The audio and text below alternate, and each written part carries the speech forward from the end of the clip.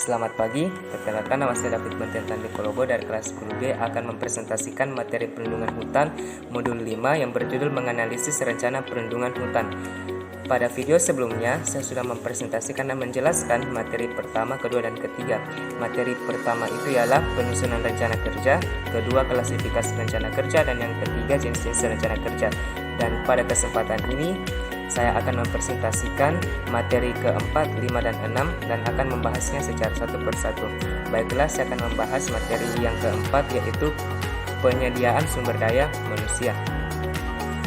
Berdasarkan surat keputusan Menteri Kehutanan dan Perkebunan nomor 597 daring KPTS nomor 6 daring tahun 1998 pada tanggal 18 Agustus tahun 1998, jumlah kebutuhan tenaga untuk melaksanakan perlindungan dan pengamanan hutan dapat diuraikan sebagai berikut.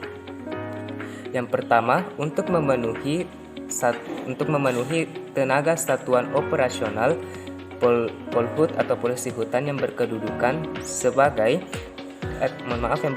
di Dinas Kehutanan, Kabupaten Kota atau Balai Taman Nasional atau Balai Konservasi Sumber Daya Alam yang diperlukan personil polisi hutan paling sedikit berjumlah 35 orang.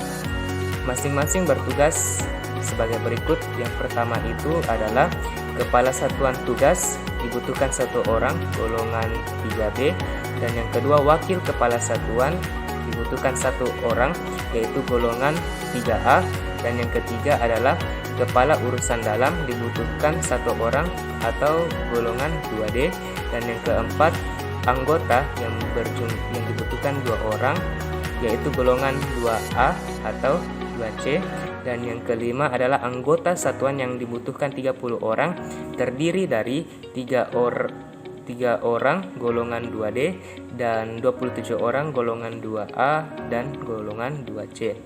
Dan yang kedua yaitu untuk memenuhi kebutuhan unit operasional polisi hutan yang berkedudukan di resort pemangkuan hutan atau subseksi wilayah atau seksi wilayah Balai Taman Nasional atau Balai KSDA, diperlukan polisi hutan berjumlah minimal 11 orang, masing-masing bertugas sebagai berikut.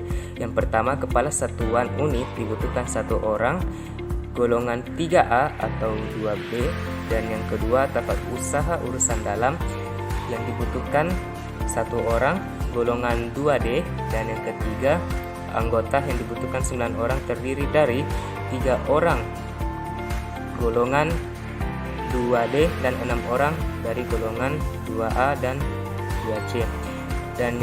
Dan berdasarkan perbandingan antara luas kawasan hutan dengan jumlah polisi hutan yang optimal untuk perlindungan dan pengamanan hutan diperkirakan 1000 hektar polisi hutan.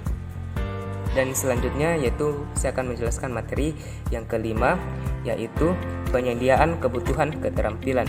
Keterampilan yang dibutuhkan oleh tenaga perlindungan dan pengamanan hutan dalam rangka pelaksanaan perlindungan dan pengamanan hutan yang efektif dan efisien dapat dibedakan menjadi 4 keterampilan, yaitu keterampilan yang pertama keterampilan perorangan, dan yang kedua keterampilan beregu, dan yang ketiga keterampilan teknis, dan yang keempat adalah keterampilan sosial. Dan baiklah, kita lanjut ke materi yang keenam, yaitu penyediaan kebutuhan perlengkapan. Berdasarkan surat keputusan Menteri Kehutanan dan Perkebunan nomor 597 daring KPTS nomor 6 daring 1998 pada tanggal 18 Agustus tahun 1998, standar peralatan minimal dalam organisasi polisi kehutanan adalah sebagai berikut. Yang pertama, pada tingkat satuan tugas. Yang pertama, kendaraan satuan dibutuhkan 4 pick up atau speedboat, dan yang kedua, kendaraan perorangan dibutuhkan 6 sepeda motor atau motor tempel, dan yang ketiga, senjata api laras panjang dibutuhkan 9 pucuk, dan yang keempat, senjata api genggam dibutuhkan 5 pucuk, dan yang kelima, alat komunikasi atau HT dibutuhkan 15 unit, dan yang keenam, alat komunikasi alat komunikasi RIK dibutuhkan 3 unit. Dan pengalaman penunjukan dalam memberdayakan polisi kehutanan selain peralatan dan perlengkapan yang disebutkan di atas juga dibutuhkan, yaitu yang pertama alat navigasi GPS dibutuhkan 6 unit, dan yang kedua alat navigasi kompas dibutuhkan 15 unit, dan yang ketiga kamera saku dibutuhkan 10 unit, dan yang keempat tenda regu dibutuhkan 2 unit, dan yang kelima peralatan masak terangnya dibutuhkan 8 unit. Dan yang kedua pada tingkat unit Polhut atau polisi hutan. Adapun barang perlengkapan yang dibutuhkan yaitu yang pertama kendaraan satuan dibutuhkan 4 pick up atau skateboard, dan yang kedua kendaraan perorangan dibutuhkan 4 yaitu sepeda motor atau motor tempel, dan yang ketiga senjata api laras panjang dibutuhkan 3 pucuk, dan yang keempat senjata api genggam dibutuhkan 1 pucuk, dan yang kelima alat komunikasi HT dibutuhkan 1 pucuk. Alat komunikasi HT dibutuhkan 5 unit, dan yang keenam alat komunikasi RIK dibutuhkan 1 unit. Pengalaman di atas menunjukkan dalam memberdayakan polisi kehutanan selain peralatan dan perlengkapan yang disebutkan juga di atas yang tadi saya sebutkan, dibutuhkan ada beberapa alat yang dibutuhkan, yaitu yang pertama alat navigasi GPS dibutuhkan 2 unit, dan yang kedua alat navigasi kompas dibutuhkan 5 unit, dan yang ketiga kamera saku dibutuhkan 3 unit, dan yang keempat tenda dom dibutuhkan 2 unit, dan yang kelima peralatan masak terangnya dibutuhkan 2 unit. Sedangkan perlengkapan standar Polhut perorangan adalah Polhut perorangan telah diatur dalam surat keputusan Direktur Jenderal Perlindungan Hutan dan Konservasi Alam nomor 55 daring KPTS daring DJ nomor 4 pada tahun 2002 dengan rincian sebagai berikut, yaitu vest atau tempat air, borgol, pisau, ransel, jaket, jas hujan, senter, rantang peluit, tongkat polisi, golok, dan tali serta rompi. Dan yang pertama pakaian seragam.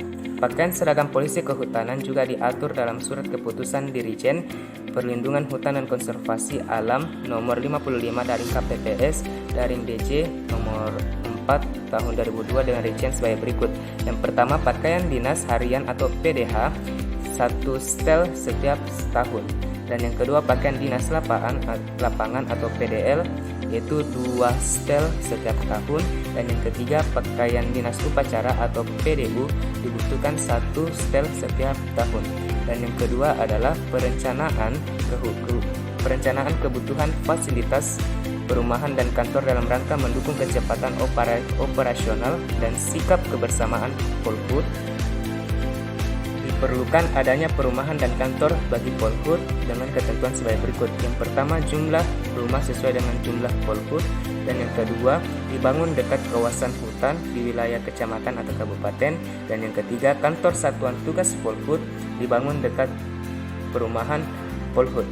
Untuk kantor satuan unit Polhut disediakan 1 ruangan di lingkungan kantor resort pemangkuan hutan atau resort TN atau resort KSDA.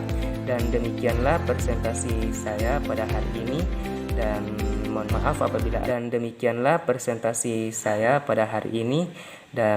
mohon maaf apabila ada kesalahan kata atau dalam pengucapan, dan semoga bermanfaat. Sekian dan terima kasih. Salam lestari.